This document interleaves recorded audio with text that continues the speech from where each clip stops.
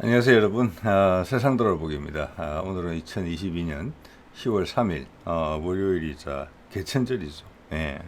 자, 오늘은 국방론편 꼭지로 한 말씀을 드리려고 합니다. 대무사진에서 보시다시피 며칠 전 9월 28일에 좀 우스운 행사가 있었죠. 이제 KF-21의 첫 시험 비행 성공을 축하하는 행사가 약 2달 좀 넘어서 이제 개최가 됐는데, 이 내용을 살펴보면 참 씁쓸한 느낌이 들고 또 다른 것과 연계가 되면서 마음이 또 조금 심하게 이야기하면 조금 참혹한 그런 느낌이 드는 부분도 있어요. 그래서 오늘 이 부분에 대해서 사실 뚜렷하게 이상한 부분인데 다른 언론에서 다루고 있는 것 같지 않기 때문에 좀 불편하지만, 누군가는 이야기를 해야 되는 부분이라고 생각이 들기 때문에 제가 한번 해보도록 하겠습니다. 네. 자, 이거 부산일보 기사인데, 국산 전투 KF-21 최초 비행 성공 기념 행사 연료. 이거는 당연히 첫 비행을 했던 7월 19일 날 했어야지 가장 의미가 있는 것이죠. 그날 안 할 이유도 없는 것이고, 또 이것을 2달이 넘게, 2달하고 10일이 지났는데 이때 개최한다는 어떤 설명도 없어요. 언론에서도 되게 로키로 다루죠. 주요 뉴스가 아니고. 당연히 20일 최초 성공했던 7월 19일도 주요 뉴스로 다루지도 못했죠. 생방송은 고사하고. 그래서 비슷한 비중, 오히려 더 비중이 상대적으로 더 낮다고 볼 수도 있는 국민의 관심도라는 측면에서 누리호가 생방송으로 수시간 동안, 여러 시간 동안 중계된 거에 비해서는 참 말할 수 없는 노릇이죠. 예, 이해할 수 없는 부분들이 아주 많았던 것입니다. 예. 그래서 이게 2달 넘게 이제 있었던 기사가 있고, 부산일보고 경남 사천 공군 제3훈련 비행단에서 한 것이니까 아마 카이 본사가 있는 그 옆에서 한 것 같아요. 첫 시험 비행이 이루어졌던 그 장소인 것 같아요. 네. 자, 이때 이제 같이 공개된 방위사업청에서 영상을 보면은 이제 KF-21이 여러 차례 지금 비행 시험을 했지 않겠습니까? 이제 바퀴 넣고 비행한 사진, 바퀴를 넣는 장면이 공개돼서 이 매끈한 모습을 보여주는 이런 부분들이 있었고, 제가 지나치면서 보니까 몇몇 아마 유튜버들은 이 동영상을 공유를 또 한 것 같아요. 그렇지만 사실 더 중요한, 왜 2달 10일이나 차이가 날까, 그 행사가. 이런 맥락을 짚는 거는 이제 제가 제 눈에 잘 안 보였기 때문에, 누가 다뤘는지는 모르겠어요. 꼼꼼히 찾아보면 제가 한다는 말씀을 제가 한 말씀이라도 드려야 되겠다는 이야기를 제가 드린 거고요. 자, 이게 이제 그 현장에서 이종섭 국방부 장관이 축사를 하는 장면이에요. 내용 한번 볼게요. 우리 국산 전투기 개발을 통해 우리나라는 독자적인 전투기 플랫폼을 갖게 됐고, 우리가 원하는 성능 개량은 물론 다양한 무기 체계를 융통성 있게 장착하고 운영할 수 있게 됩니다. 예, 의미를 알고 있다고 봐야 되겠죠. 또한 후속 군수 지원이 용이하기 때문에 적은 유지 비용으로도 높은 작전 가동률을 보장할 수 있을 것입니다. 역시 그렇죠. 예. 자, 이러면서 왜 신정부가 시작도 하기 전에 F-35 구매에 대한 것을 강력하게 밀어붙였는지, 그 모든 것에 반대쪽에 위치하는 그런 기체거든요. 물론 아직 국회 예산 받는 건이 있겠습니다만은. 그리고 맨 마지막에 보면은 20년이라는 긴 기간 동안 KF-21 보라매 개발을 위해 함께 땀 흘려온 한국항공우주산업과 방위사업청, 공군, 협력업체, 학계와 연구소의 헌신에 다시 한번 깊이 감사드립니다. 예, 이 말도 당연한 이야기죠. 어떻게 보면. 자, 하나 아쉬운 거는 국민의 관심에 대한 이야기를 안 한 건 좀 아쉬워요. 맞죠? 우리의 세금으로 한 것이고 우리의 관심으로 이루어진 것이거든요. 예, 그 점은 조금 아쉬운 부분이긴 하나, 여기에서 한국항공우주산업과 방위산업청 등등에 대해서 고마워한다고 돼 있는데, 사실은 그들의 행동과 결정을 보면은 한국항공우주산업을 그 회사와 그 종사자들한테 모멸감을 줬어요. 사실은. 예. 자, 그게 귀빈들한테 찍힌 사진인데, 이거는 제가 국내에서는 못 봤고 일본 방송에 나온 거를 캡처한 겁니다. 누군가 찍었으니까 국내 어디서 돌고 있겠죠. 자, 보면은 자, 인사들을 한번 볼게요. 제일 왼쪽은 인도네시아, 그 다음 방사청장, 왼쪽부터입니다. 세 번째 국방장관, 네 번째는 시험조종사, 오른쪽은 국회 국방위원장, 그 다음은 공군참모총장, 그 다음 연세 많으신 분은 누군지 모르겠고요. 제일 오른쪽은 신임 카이 사장입니다. 9월 6일 날 일을 시작했죠. 자, 이러면서 2달 늦게 하면서 이 조종사는 행사를 지금 2차례 참석한 겁니다. 그 당시 공개는 안 됐지만 관계자들한테 열렬한 환영을 받은 사적 동영상을 제가 본 기억이 나거든요. 2달 만에 다시 불려져서 시험 비행을 다시 한번 연출을 하고 거기에 다시 한번 바뀐 사람들한테 환영을 받는 그런 모습이에요. 이 조종사가 바빴어요. 보니까 10월 1일 국군의 날 행사하는 장면을 제가 잠깐 봤는데 거기 캡처한 건데 저 왼쪽 동그라미 보이시죠? 그 양반이 그 시험 조종사예요.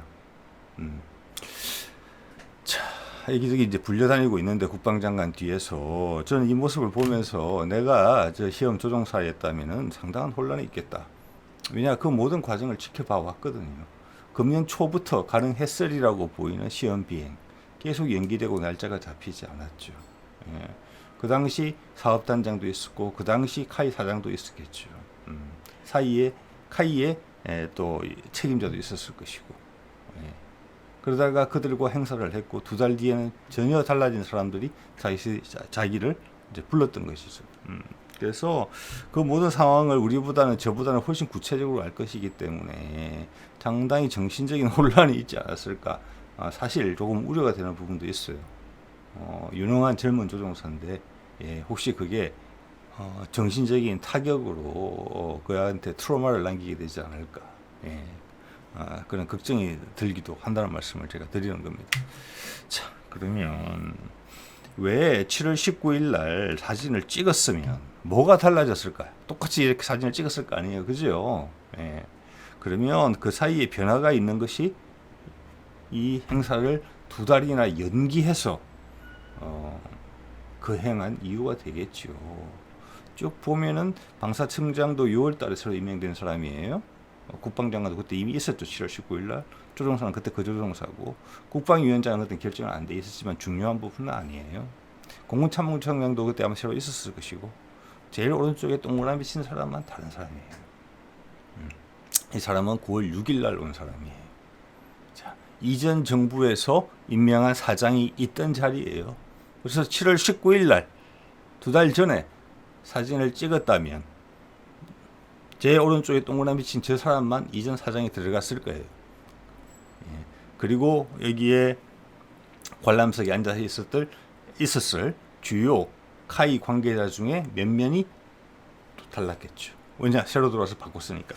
그렇기 때문에 이 행사가 2달이 연기된 이유 비상식적인 부분이죠. 그것은 카이의 신임 사장과 관련이 있다. 과거 사장과 이 사진을 찍기가 싫다. 그리고 그 주요 멤버들과 이 사진을 찍기가 싫다. 이 이유입니다. 그래서 제가 제목을 참 공정하다, 참 상식적이다 이렇게 쓴 것입니다. 자, 여기에 대해서 조금 더 알아보면은 카이에서 무슨 일이 있었는지 SBS 보도죠. 9월 8일이니까 새로 취임한 지 2, 3일 만에 나온 기사예요. 보시죠. 새로 취임한 강구영, 좀 전에 사진 속의 그 인물입니다. 카이 사장이 취임 3일 만에 고위 임원 5명을 해고를 합니다. 뭘 파악하고 해고한 게 아니에요. 3일이기 때문에. 업무 파악도 되기 힘든 상황이거든요. 3일밖에 안 됐기 때문에. 그러면 이것은 이 사람들을 해고를 하겠다고 마음을 먹고 들어왔다는 겁니다. 자, 복수의 카이 임직원에 따르면 강구영 사장은 류광수 부사장, 김영전 부사장, 이모 전무, 박모 상무, 배모 상무 등 5명의 해임을 통보했다. 그 중에서 특히 류광수 부사장은 한국형 초음속 전투기 KF-21의 설계, 양산, 시험의 전 과정을 총괄해서 KF-21 개발의 산정인으로 통하는 인물이다. 그런데 이 사람을 해고한 겁니다. 자, 전임 사장과 이 사람은 한 통속이라고 분류가 됐기 때문에 해고가 된 거예요. 이외에 임원 중에 한 명도 그런 이유로 해고가 됐다는 이야기가 카이에서 나오고 있다는 겁니다. 자, 좀 전에 이야기가 나왔던 류광수 한국항공우주산업 부문장에 대한 이야기를 볼게요. 심지어 조선일보에서 유용원 기자도 이 사람에 대해서 첫 시험 비행 성공하고 나서 7월 19일 이후에, 여기 날짜가 언제입니까? 7월 25일이죠. 이 사람을 높이 평가하는 기사를 작성한 바가 있어요. 예. 자, KF-21은 국민 통합의 상징, 중, 일에 맞서는 핵심 전력이 될 것. 그렇게 제목을 뽑았죠. 말을 한 것으로. 그만큼 제가 봤을 앞서 SBS의 기자도 지난번 정부에 대해서 결코 우호적이지 않았습니다. 대부분의 군사 전문 기자들이 그렇지만, 하지만 그들에게서도 높이 평가받는 사람이기 때문에 이 사람은 KF-21을 그냥 이끌어온 핵심적인 인사다, 이렇게 볼 수 있을 것 같아요. 자, 이건 SBS 기사의 내용 중에 한 부분이에요. 카이의 한 관계자는 각 사업 부문별로 업무 보고가 마무리되는 가운데 업무 보고만 듣고 해임을 했다는 거죠. 갑작스럽게 해임이 통보됐다. 신임 사장이 카이를 세세하게 파악하지도 못한 시점에 단행된 뜻밖의 인사. 그렇죠? 마음을 먹고 왔다는 거예요. 회사에서 필요한 인재다, 그게 아니다가 아니라 어디에 줄을 댄 인사이냐, 어디에 성향이 어떻느냐, 그것이 우선됐다는 것이죠. 이거는 정치권 인사가 아니잖아요. 한 공기업에 대한 인사죠. 그 공기업의 소중한 인재인지 아닌지가 가장 큰 우선순위가 돼야 되는 것이고, 이제 KF-21이 시험 비행에 성공한 단계고 앞으로 몇 년간 중요한 단계들이 남아 있잖아요. 자, 이 점이 크게 부각되지 않아서 그렇지 상당히 문제의 소지가 있는 인사 조치입니다. 자, 그래서 SBS 이 기자의 또 다른 기사에 보면 류광수 부사장에 대해서 자세한 설명이 있어요. 도움이 될 것 같습니다. 류광수 부사장, 고정익 사업 부문장은 서울대 항공공학과 출신 베테랑 엔지니어로 88년 삼성항공에 입사해 이후 35년간 전투기 개발에 매진, FA-50과 KF-21 개발의 산정인으로 불린다. 16년부터 시작된 KF-21 체계 개발을 진두 지휘했고, 지난 19일 초도 비행 성공의 스포트라이트도 류 부사장에게 집중됐다. 즉 KF-21로 관련되면 이 사람한테 물어봐야 된다는 거예요. 방사청의 한 고위직은, 이게 방사청의 이야기입니다. 앞으로 4년간 진행될 KF-21의 비행 시험에 정통하기 때문에 KF-21 성공이 류 부사장의 손에 달렸다고 해도 과언이 아니다라고 평했다. 이런데 해임시킨 겁니다. 그러니까 이 사람은 좀 전에 아까 앞서 보여드렸던 그 사진, 첫 시험 비행 공식 축하 사진, 아까 국방장관 나왔던 그 자리에 참석하지 못한 겁니다. 전임 사장과 함께. 자, 그것이 2개월을 늦춘 가장 큰 이유다, 이렇게 보이는 거죠. 그때는 언론의 관심을 애써 도망다니듯이 피했죠. 생방송 고사하고. 그리고 비행 날짜도 정확하게 짚어주지 않았죠. 몇 주 전까지만 하더라도. 자, 2021년 4월 9일 출고식 행사죠. 이거 행사를 위해서 급하게 조립했다가 중앙일보에서 그런 보도를 냈죠. 대통령이 돌아가고 행사가 끝나고 나니까 전부 다 다시 분해했다고. 자, 그런 세력들이 있었습니다. 그리고 금년 초에 2월, 3월에 시험 비행 가능성 이야기가 흘러나오자 이전 대통령이 퇴임 전에 자기 성과로 치적을 쌓기 위해서 무리한 시험 비행을 준비하고 있다, 이런 비난의 목소리도 있었어요. 자, 그러면 이런 부분 가지고도 오해에 가까운 비난을 퍼부었는데, 새로운 정부가 들어서고 나서는 KF-21의 시험 비행과 연관해서 이 사람들이 한 여러 가지 일들은 도대체 어떻게 평가를 받아야 될지 모르겠어요. 방송용으로 적절한 단어가 아닐 것 같아서 차마 뭐라고 말씀은 못 드리겠습니다. 네. 자, 누리호 건이 한두 달? 6월 22일이네요. 그러니까 뭐 한 달 정도, 한 달도 안 돼서 약 20일 앞에 이게 진행이 됐었죠. 그래서 누리호하고 KF-21에 사람들의 관심, 실제 중요도를 제가 대충 가늠해 본 거예요. 누리호 세계에서 7번째로 성공한 겁니다. 모두 개발해가지고. KF-21 초음속 항공기 하늘 띄운 거는 우리도 세계 8번째예요. 그 누리호도 완결된 게 아니에요. 이렇게 하고 계속 이제 신뢰성을 쌓는 시험을 더 해야 되는 입장이에요. 여러분 다 아실 겁니다. 그래서 예상되는 완료 시기가 27년, 28년이에요. KF21도 마찬가지예요. 첫 시험 비행 하늘에 띄웠지만 이제 뭐 아주 많은 수의 시험 비행을 통해서 완료되는 게 26년이에요. 비슷해요. 같은 상황이에요. 단지 하늘에 띄웠다, 하늘에 날아 올렸다, 그게 중요한 것이죠. 예, 누리호는 몇 번의 실패가 있었죠. 러시아의 기술 도움 받는 것부터 시작해서 KF-21은 깔끔하게 첫 번째 하늘에 날아 올랐어요. 예. 자, 거기에 들어가는 돈도 누리호는 2조 원 정도 들어갔다. KF-21도 개발하는데 2조에서 3조. 양산까지 하게 되면은 뭐 더 들겠죠. 그래서 개발비도 비슷해요. 똑같이 이러는데 누리호는 여러 시간 동안 생방송을 했고 한두 달 전부터 발사 날짜를 잡았었죠. 예, 그리고 홍보전을 했어요. 홍보전을 하고 그 기상 상태에 따라서 끝에 날짜가 몇 번 조정된 적도 있었고 또 하루 이틀 남기고는 사소한 문제가 발생해서 날짜가 또 조정되고 그랬죠. KF-21도 충분히 그렇게 할 수 있는 사안이었어요. 즉 누리호가 끝나자마자 KF-21이 그 분위기를 타서 계속 할 수 있는 상황이었어요. 그렇게 하지 않았던 것이죠. 그런데 오늘 그 이후에 일말에 대해서 일말이라기보다는 축이겠죠. 가장 중요한 축에 대한 이야기를 오늘 하고 있는지는 모르겠습니다. 예. 자, 오늘이 개천절이죠. 자, 이 사람이 시험 조종사예요. 안준현, 공군 중령. 계급이나 외모로 봤을 때는 30대 한 중반? 이 정도 되는 젊은이로 보여요. 자, 오늘이 개천절인데 개천절이 하늘이 열렸다는 뜻이잖아요. 그래서 우리가 공정과 상식이라는 이름으로 이 정부가 이 정권을 잡은 것인데 개천절의 의미가 하늘이 열렸다의 뜻이라기보다는 다른 쪽으로 해석을 하면 하늘의 뜻을 그전까지는 인간들이 몰랐어요. 하늘은 옛날부터 열려 있었죠. 단지 나라의 개국을 개천절이라고 말하는 건 아니에요. 그러면 개국일이에요. 예. 이게 뭐냐? 처음으로 그 당시 동북아의 한 문명이 하늘의 뜻이 곧 인간의 뜻이다.